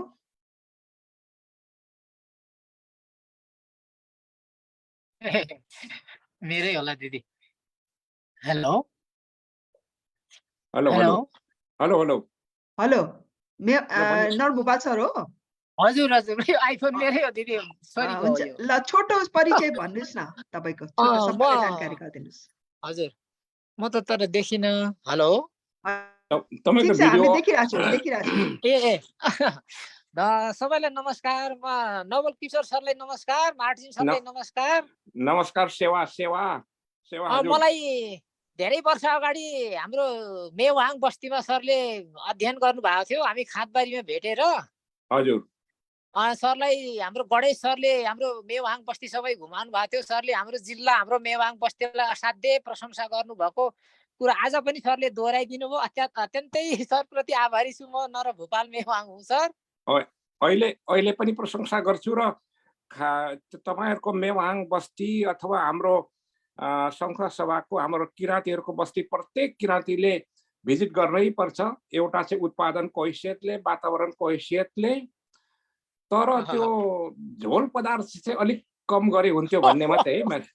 त्यो वास्तवमा सर, यो यसको लागि पनि सरलाई धन्यवाद। सरको सुझावले म सम्पूर्ण किराँत बस्तीका अन्य हाम्रा किराँत बन्धुहरूलाई पनि यो कुरा म सरको सुझाव चाहिँ म कुरा राख्नेछु। नखानु भन्दिन, त्यो झोल पदार्थ चाहिँ खानु, तर थोरै खानु। त्यसकारणले हाम्रो त ससुरालीहरू हो। मेरो भाइले मेवाङमा बिहा गरेको छ, दुईटा भाइले। मैले चाहिँ बिहा गर्न सकिन। मेरो नहुने ससुरालीहरूलाई नमस्कार भन्छु। झोल पदार्थ चाहिँ थोरै गरिदिए हुन्थ्यो। अनि हाम्रो गणेश सरलाई सबैलाई मेरो नमस्कार, संखुवा सभालाई नै मेरो नमस्कार। ल धन्यवाद सर। सर काठमाडौँमै हुनुहुन्छ? अहिले अमेरिकामा भाते भएर बसेको छु, भाते भएर। ए अनि सर नेपाल त फर्किनुहुन्छ कि सर अमेरिकै हो सर? फर्किन्छु। नो म नेपालमै मेरो शरीर बिसाउन चाहन्छु। म भयो भने दसैँ तिहारतिर फर्किन्छु। ए दसैँ तिहारतिर नेपाल? हजुर। हाम्रो पनि संयोग मिलेछ भने हाम्रो सरलाई भेट्ने अवसर मिल्ला। त्यसो भए पक्का म खुसी हुन्छु। म हुन्छ सर, हुन्छ। जाडो खुवाउन सक्दिनँ, इलामको चिया खुवाउँछु। नरभूपाल सर, सानो छोटो तपाईको जानकारी दिनु, अरूहरूले चिन्या छैन, नचिन्नेहरूलाई अलिकति सजिलो हुन्छ। मेरो बारेमा दिदी? हजुर छोटो। यहाँहरू सबैलाई नमस्कार। म नर भूपाल मेवाङ राई हुँ। म संखुवा सभा जिल्लाको तामकु गाविस भनिन्थ्यो, अहिले सिलिचौङ गाउँपालिका वडा नम्बर 3 तामकुमा मेरो पुर्ख्यौली 90 वर्ष पुरानो मेरो हजुरबाले बनाएको घरमा बसिराखेको छु। र यहाँ विशेष गरी यो जुममा चाहिँ अरिता दिदीले चाहिँ जुन अनुरोध गरेर मलाई चाहिँ जोइन गराउनु भयो र मैले यो मार्टिन सरलाई अनि हाम्रो नवल किशोर सरलाई, मैले अरू बन्धुहरूलाई त मैले चिन्न सकिनँ। मैले रेगुलर म यसमा बस्न सकिनँ। मेरो यहाँ नेटको प्रब्लमले कहिले मेरो नेट चल्ने कहिले नचल्ने भएको हुँदा मैले लामो समय जोइनमा बस्न सकिनँ। तथापि मलाई एकदमै खुसी लाग्यो नवल किशोर सर र मार्टिन सरलाई चाहिँ भेट्न पाएँ, जसले हाम्रो मेवाङहरूलाई चिनाउने, मेवाङको भाषालाई चाहिँ सूचीकृत गराउने कुरामा नवल किशोर सरको ठुलो योगदान छ। र मेवाङहरूको संस्कार संस्कृति चिनाउने कुरामा मार्टिन सरको सँगसँगै अहिले नवल किशोर सरले भन्नुहुँदा नवल किशोर सरकै गाइडबाट चाहिँ मार्टिन सर आउनु भएको रहेछ हाम्रो मेवाङ बस्तीमा। र उहाँले 2टा PhD वास्तवमा मेवाङ बस्तीमा गर्नै भएको हो, त्यो कुरा पनि मलाई पनि थाहा छ। र मार्टिन सर धेरै पुरानो र नवल किशोर सर हाम्रो मेवाङ अथवा हाम्रो किराँती राई किराँतीहरूको चाहिँ एउटा अध्येता हुनुहुन्छ। उहाँहरूसँग चाहिँ बेला मौकामा यसरी भेट्न पाउनु चाहिँ खुसीको कुरा, भाग्यमानी जस्तो लाग्छ। र यसको लागि यो संयोग जुटाइदिनु हुने अरिता दिदीलाई धेरै धेरै धन्यवाद। मौका परेमा हजुरहरूसँग फेरि पनि भेट्ने प्रतीक्षा गर्दछु।